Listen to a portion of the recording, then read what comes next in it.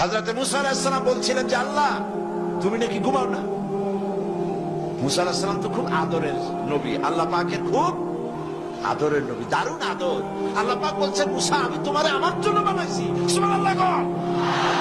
কোরআন শরীফে আছে আল্লাহ পাক বলছেন মুসা আমি তোমারে আমার জন্য বানাইছি। তোমাকে যখন তোমার মা দরিয়ায় ভাসায় দিয়েছিল আমি তোমার বাক্সর দিকে তাকাইছিলাম। সুবহানাল্লাহ। আল্লাহ যদি বলেন আমি তাকাইছিলাম, সুবহানাল্লাহ। তোমারে আমার জন্য বানাইছি।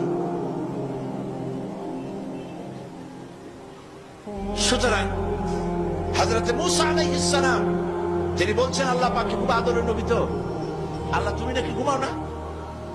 আল্লাহ কয় তুমি বিশ্বাস করো না।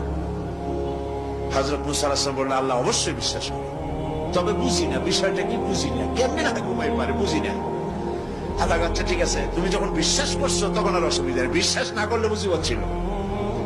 পয়গম্বর মানুষ তাকে তো বলতেই হবে বিশ্বাস করি, তবে বুঝি না। আল্লাহ কাছে ঠিক আছে বিশ্বাস যখন করো আমি বুঝাই দেবো। নিয়ে আসো এক গ্লাস পানি। এক গ্লাস পানি নিয়ে আসলেন, দাঁড়ায় থাকো। মুসা আলাইহিস সালামকে আল্লাহ বললেন পানি নিয়ে দাঁড়ায় থাকো, আর ঘুমের আল্লাহ করলেন মুসারে ধর। মুসা আলাইহিস সালামের ঘুম এসে গেল। ঘুমের আমেজে হাতটা শিথিল হয়ে গ্লাসটা পড়ে ভেঙ্গে চুরমার হয়ে গেল। হযরত মুসা আলাইহিস সালাম ভয় পেয়ে গেলেন। আল্লাহ পাক শুনাই দিলেন ভয়ের কোনো কারণ নাই, একটা পরীক্ষার জন্যই দিলাম, তোমার বোঝার জন্যই দিলাম। তুমি যেমন এক গ্লাস পানি নিয়ে একটা গ্লাস নিয়ে এক মুহূর্ত দাঁড়াতে পারলে না, ঘুম আসলো আর হাত থেকে পড়ে গ্লাসটা ভেঙে গেল।